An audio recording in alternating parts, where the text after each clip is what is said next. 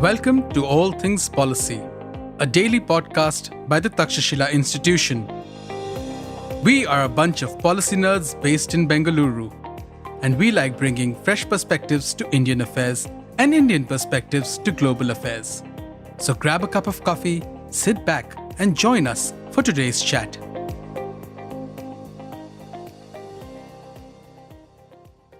Hello and welcome to All Things Policy. So a few weeks back, a US company blocked software services to an Indian company to comply with EU sanctions.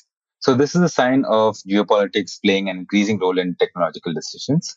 And so to discuss what happened and what such developments mean for companies and governments trying to navigate with such developments. So I have with me my colleague Arindam Gowsami. And what we're going to do is try to unpack this and try to understand what has happened and what that means. So the case that we're talking about is actually a Russian-backed Indian refiner, Nayara Energy, which was denied access by Microsoft to its own data, email, communication tools like Teams, I guess, which were fully paid for. So the reason is that Nayara, which has a significant stake by a Russian oil company, was recently sanctioned by the European Union. So Naira then had to petition the Delhi High Court. Microsoft then restored the services soon after and said that they will follow up with the EU regarding service continuity. A couple of weeks later, following this incident, SBI has also stopped processing trade and foreign currency transactions for Naira Energy. So these are instances of geopolitics playing a role in tech decisions for companies and how they need to navigate these kind of developments as well. So before we get into this topic itself and what that means, we need to understand that there are precedents for such kind of incidents. So when we saw the start of the Russia-Ukraine war, a lot of tech companies withdrew services from Russia in response to either sanctions itself or just from public pressure. Right? So you have a lot of users or stakeholders in the company pushing for stopping services. And this included many tech companies, big and small, from Meta and YouTube to a lot of smaller platforms. Even open source software developers were trying to block access to Russians for their software packages. So there was one incident also when Ukraine asked ICANN, which is like a governing body for the internet, to remove Russian domains from the global internet. So this would have meant that Russia would have been completely cut off from this global internet that we know and use. Right. So this is something that's again a similar kind of a precedent.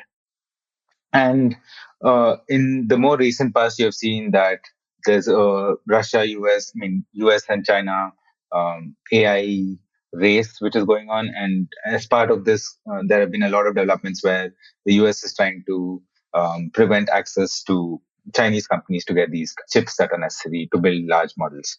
So, Arindam, to take this kind of thing and look at a historical perspective, what is maybe other examples that you can think of related to such denials of technology to, say, others in a geopolitical context that you can think of? Right. So, right from the long before it, we've had technology denial regimes that have worked toward the technological sovereignty of various nations. We've had treaties like the NPT, the Nuclear Proliferation Treaty, which came into existence in 1968 after China's nuclear tests. Then we had the NSG that started in 1975 after India's peaceful nuclear explosion. Then in 1983, when India, announced its integrated guided missile development program, the US and other nations came up with the MTCR, or the Missile Technology Control Regimes. We have had such experiences even in the space sector when cryogenic technology was denied to us. I mean, Russia was forced to, deny that to us because of these same technology denial regimes, right? So the need for technological sovereignty, therefore, has always been front and supreme in every nation's thought process. And what we are seeing today is just a manifestation in the current context, right? As you mentioned, the US China tech wars have seen a bunch of these mechanisms being used to deny technology to China. And we see how all that pans out. Yeah. Yeah. So it's interesting how you talk about tech sovereignty. So in this kind of like sovereignty would be the freedom to use the technology in a way that you want it without outside interference. So is that required in every sector across the board, or do you think that there would be different levels of sovereignty that are required based on the kind of nature of the sector? Yeah, I mean, having a blanket policy across all sectors is prohibitory in terms of costs and all, right? So, no nation can probably have that. The cost benefits would totally be skewed up, right? So, one potential framework is to analyze the criticality of different sectors, how critical it is to, firstly, I mean, you can go even to the existence of the nation and then its functioning, its infrastructure, and accordingly decide in which sectors you want strategic control, right? Technologies like military AI in the current context, or even core financial systems, right? There probably you would want to have some sort of technological control, right? I wouldn't say going full on Atmanirbhar even in such sectors, because that's also something that should be done after proper cost benefit analysis. But in some such strategic sectors, you could probably think of having more restrictions than other sectors. Then technologies like climate tech and healthcare AI, right, where probably shared development accelerates progress, right? There you could have collaborative innovation, you could have more collaboration. You have some robust protocols to maintain security, but you go for collaborative innovation. And then for other sectors like consumer applications and general purpose software, etc., where free market sort of helps drive the competition, you have an open market, right? And you don't really go for monitoring, etc., right? I mean, you can have post hoc audits and security checks, etc., but you in general do not have blacklists as such. Like for example, in India's case, right, in the telecom sector, we have the trusted product trusted source sort of a principle, right, where not just the product but also the source has to be verified. And while we couch it in words saying nations that border India, we know what sort of countries we are sort of targeting, right? But there also, even in governmental sectors, even within, say, in the telecom industry, you identify which are the core critical parts of the sector, and there you could probably have much more restrictions. So this sort of grading will probably help. Okay, again, maybe telecom would qualify as one of those critical sectors because it forms the foundation for communications, digital technologies, that everything that's built on top of it, right? So that would again be a critical sector which would need certain higher threshold of safeguards. But coming to, say, for times when geopolitics is increasingly influencing technological decisions, and technology is a tool of geopolitics in a way. So if you think about the costs that come as a result of this, it leads to, say, what I can think of is that there are three big implications for when this is increasingly becoming a tool. So one is that you lose trust in contracts and business reliability. So when a company has entered into a contract and that contract can be changed for geopolitical developments which have nothing to do with these two companies that have entered into contract, it leads to a lot of lack of trust, right? Uh, and there could be a lot of second and third order implications. So it could lead to foreign investments not coming in. It could lead to complicated cross-border partnerships and so on. Second is that technology itself and how it develops, there could be some fragmentation in the underlying technology. So maybe different countries decide that they need some level of sovereignty, that they cannot be trusting these global technology providers and they need to develop it themselves. And it leads to a lot less interoperability between technology providers. So the standards that we use for tech development, those kind of things will be compromised. So if an Indian company or a Chinese company is developing their own standards, their own technology stacks, so it leads to just a duplication of the development effort, and lack of maybe quality also might be compromised. Costs will go up, and so on.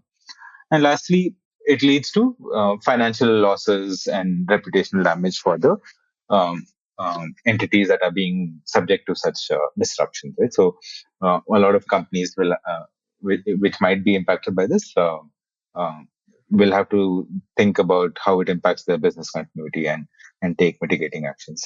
So anything else that you see as a consequence, or Yeah. So apart from the fact that because of geopolitics, there's a lot of uncertainty that can suddenly creep in, and that leads to lack of trust, and companies can't plan ahead. If companies want to expand, etc., etc. You need to figure out all these combinations, right? Apart from that, there's the problem of ambiguity also, right? I mean, rules. All these rules are not really always written in a way that's very clear, right? Just consider the Microsoft Naira example also, right? It was probably based on European EU regulations, which, as we were discussing just before, were restricting only financial messaging services that could be used for financial transactions, etc. Right, but interpreting that in a much more broader fashion. Probably it need not be geopolitical considerations because of which Microsoft did it. It could even be simple, trying to be safe, right? SBI, for example, probably is trying to stay safe, right? So this sort of ambiguity then makes entities take decisions which are not really commensurate with what are the risks, right?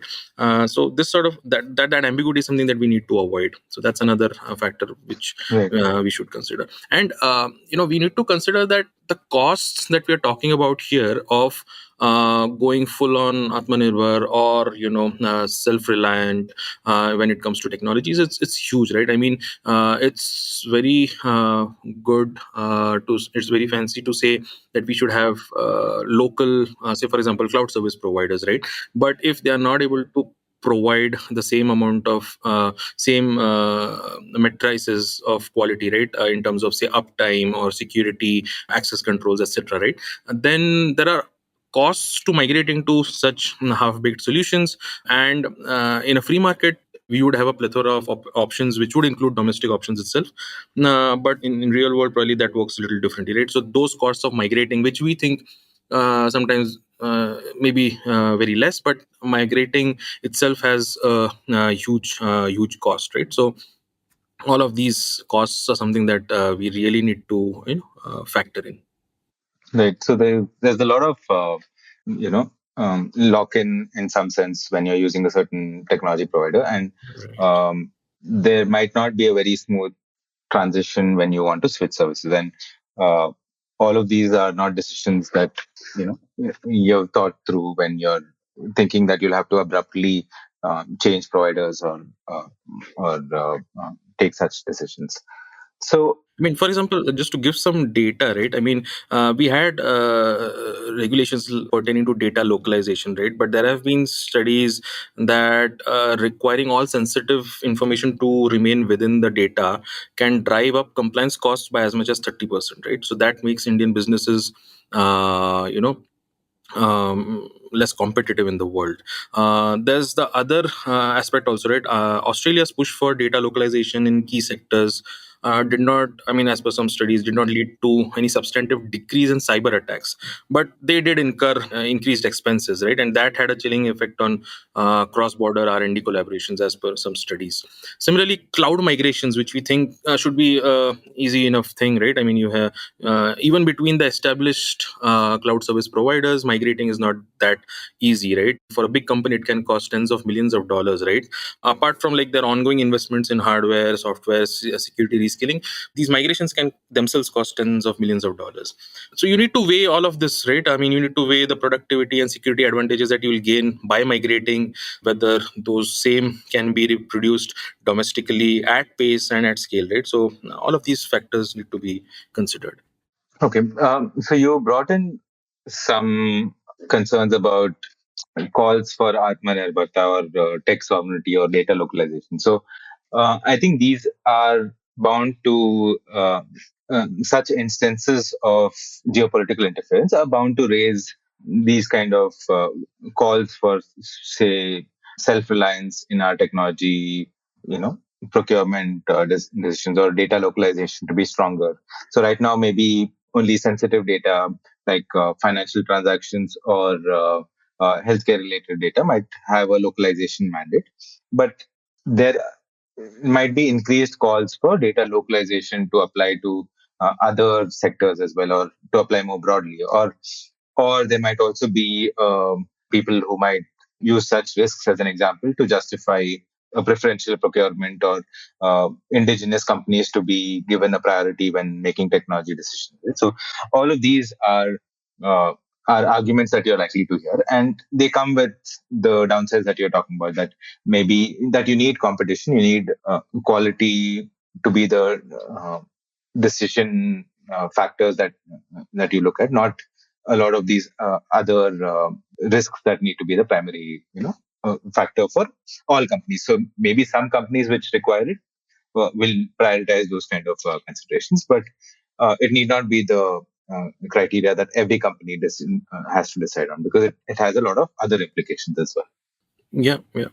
I mean, I think as we Takshashila keep saying, right? I mean, any governmental intervention has to look at whether there's a real market failure. I mean, sometimes it's not that black and white to examine these situations purely from market failure perspectives. But whatever intervention, governmental intervention we think of, has to be the least intrusive, least harmful. All those principles, right? And therefore it's better to leave it to private companies to figure out themselves what sort of agreements they want to have. They should figure in all of these geopolitical aspects into their vision for the future, etc., right? And I mean, the real technological sovereignty is not matter of like possessing technology, right? So state can just step back a bit and take a zoomed out view and see that it's a matter of managing technological flows, right, instead of having physical control over technology. So that is the difference between trying to be what I would call a digital equivalent of medieval fortresses, right? So we don't want to have that sort of mentality when it comes to technological sovereignty. Yeah. So in India's case itself, right? So if you look at UPI, for example, right, that's a wonderful example of choreographed sovereignty, as we say, right? Instead of doing everything from ground up in terms of the tech to be used, in terms of the hardware to be used, no such restrictions as such, right? We just establish a standardized protocol by which any bank, fintech firm, or even digital platform can plug into the country's payments ecosystem. Now, the majority of the market share in this is captured by Google Pay and Phone Pay, which is, I guess, Walmart, right? I mean, eventually. But India still controls the rules, the data flows, and the economic benefits, right? So it has helped India while also making sure that we don't really strangle the system, right?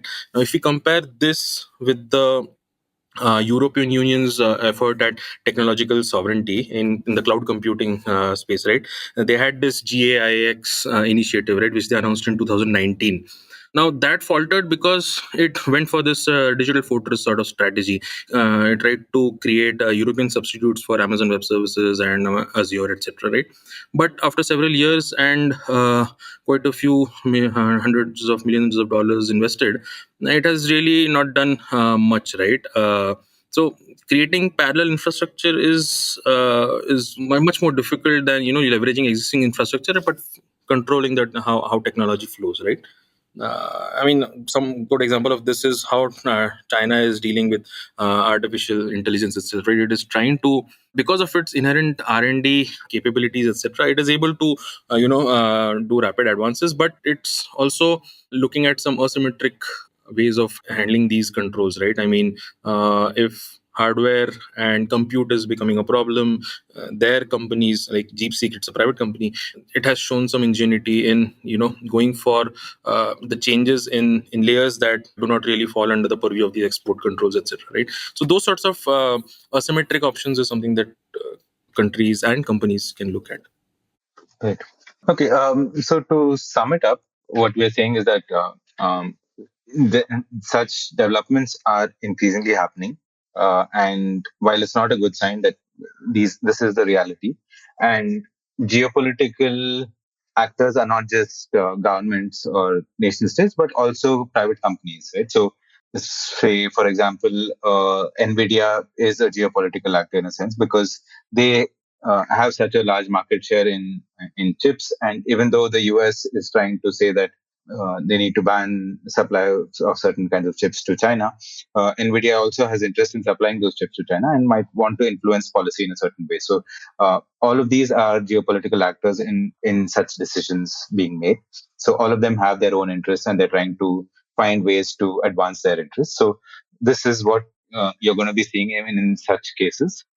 And largely, when in such kind of an environment, what we're thinking is that governments framing very protectionist policies which mandate data localization across a broad range of sectors, or mandating domestic procurement for these kind of technology stacks might not be a very good kind of an approach. But if we stick to private companies assessing their risk levels and taking mitigating actions for their level of risk that they perceive, that's a kind of an approach that should be able to better address the environment that we're in.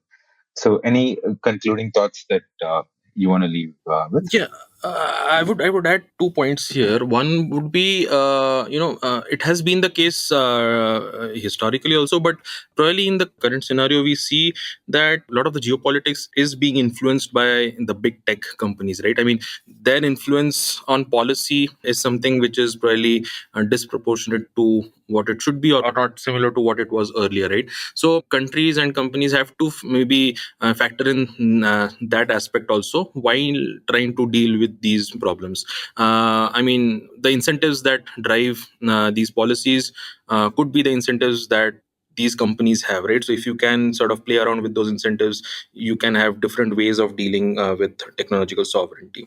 And the other aspect that I would also want to point out is we generally think that true Atmanirbharta or like self-reliance demands just goods, manufactured goods self-reliance, right? But it should also mean a services sector self-reliance also, right? Because there's this paradox in Indian services, right? India is the world's largest exporter of IT services. We are home to a massive talent base of engineers, data scientists, chartered accountants, finance professionals, etc. But when it comes to global control and indigenous scale in these sectors, India still falls short, right?